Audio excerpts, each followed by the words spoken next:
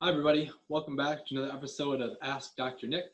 My name is Dr. Nick Schmidlkoffer, and I work for the Neurologic Wellness Institute here in downtown Chicago. On today's episode, we are going to talk about why do people respond differently to stress. And so stress is in our everyday life. It's there maybe when we wake up, it's there when we go to work, it's there when we're driving. Stress is always around, and everybody responds a little differently to stress.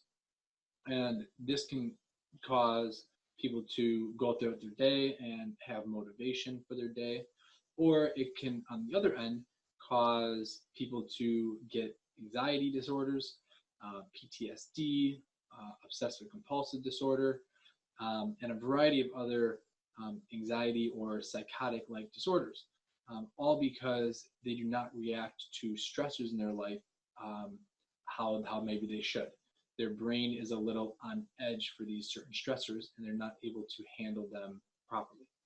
And so I want to talk about kind of a newer field or a newer hypothesis on why people respond differently to stress.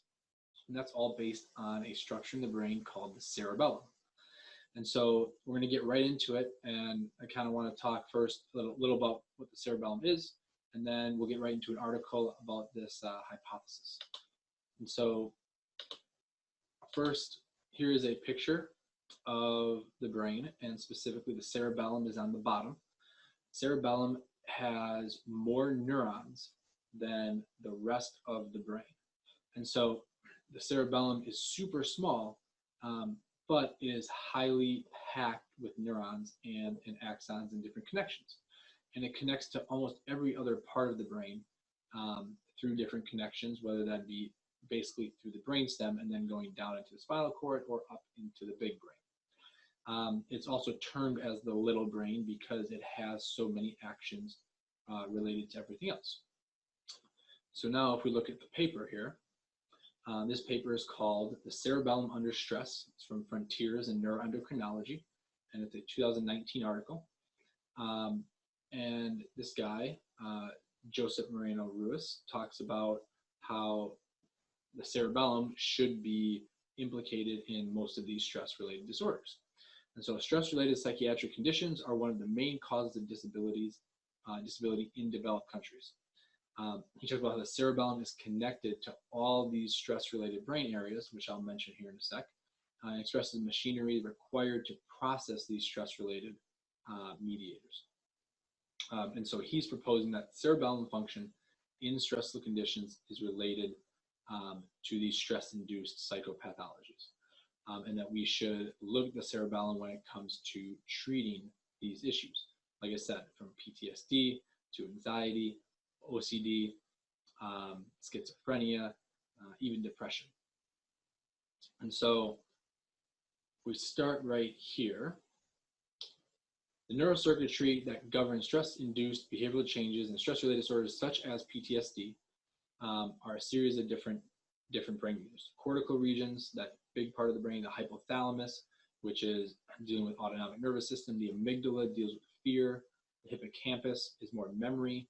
Prefrontal cortical areas, that's our part of our big brain that allows us to have a filter, allows us to have executive functioning. Midbrain structures, so these are all brainstem, raphe nuclei, the ventral tegmental area, the nucleus accumbens. Again, all these are related to autonomic functions, so basically things that affect our heart rate, our breathing pattern, how much we sweat, autonomic changes. And these also affect a bunch of different neurotransmitters like corticotropin releasing hormone, epinephrine, norepinephrine, serotonin, endocannabinoids like CBD. And so basically talking about all these different anxiety, mood-related stress disorders and what parts of the brain are connected to them. But he also says the cerebellum contains more neurons than the rest of the brain, and it contributes to a lot of non-motor issues. So classically, the cerebellum is all about motor and coordination, but it deals with much more than that. So here it is connected to stress-related brain zones and expresses the neural machinery necessary for processing the chemical mediators involved in the stress response. So here's a picture on the, sorry about that, here's a picture of the cerebellum. And so this is a little cartoon image, a little bit different, more from the back from what I just showed you was from the side. And so let's just look at here. The flocculonodular lobe is dealing more with like balance and coordination, eye movement control. The middle portion here, the vermis, deals more with like core and then emotional and limbic regions. All of this close to the midline is all emotional limbic control, and that's related to those stress-related areas. The parts on the outside, the lateral portions, are cognitive portions, but also like dexterity in the hands. And then up top of the vermis here in the anterior lobe, a more sensory motor, especially dealing with like the trunk, the core, and the lower extremities. So helping to walk properly. And so this cerebellum deals with more than just that motor coordination. It deals with a lot of cognitive and emotional problems as well. I like to say the cerebellum coordinates not only motion or movement and actions, but also our thoughts and our emotions. And so having good cerebellar function can really help us have good control over our emotions and our thoughts. And so this picture, I just want to show you how complicated the cerebellum is. And so this picture shows a bunch of the different cells in the cerebellum, from Purkinje cells to granular cells. Here's the inferior olivary nucleus outside of it.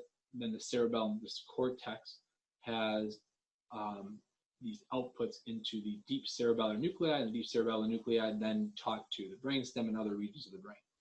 But this complex cerebellar circuitry allows the cerebellum to take in multiple modes of information, from our senses like proprioception and touch, and visual information, auditory information, taste, our specific thoughts, our pre-notion actions before we actually make them, and then integrate them together to make sure that we have a good coordinated response, whether that response be a motor action like a movement, or that response be a specific thought so that we can speak to somebody and have a specific verbal outcome, or even an emotion so that then we can have a specific action like crying or feeling or being angry, and have that autonomic response of an increased heart rate, maybe flushing in our face.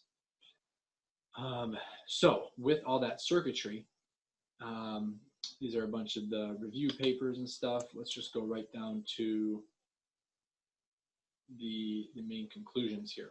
And so this article, he basically concludes that the cerebellum is super important in how we modulate stress. So basically, when we go into an environment and that is stressful, some people can handle it super easily, can take the pressure and succeed, use motivation for it, overcome that stressor. Some people do the exact opposite, which leads to the high anxiety or the PTSD or the OCD that comes along with it. And so people that are in a maybe stress-free environment or are able to handle stress, the environment that's related, the surrounding environment, whether that be somebody's perceptions, their emotions, are directly delivered to the cerebellum. And then through these mossy fibers, the cerebellum and that integration we just talked about has these prediction-related computation models. So basically, it has this internal circuitry to determine, is this a stressful environment for me or can I handle it?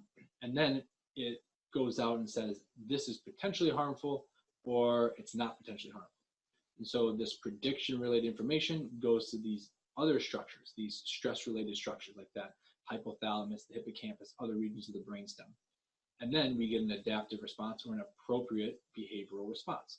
And if all this is working well, then we are kind of in a less stressed state. We're able to handle stress.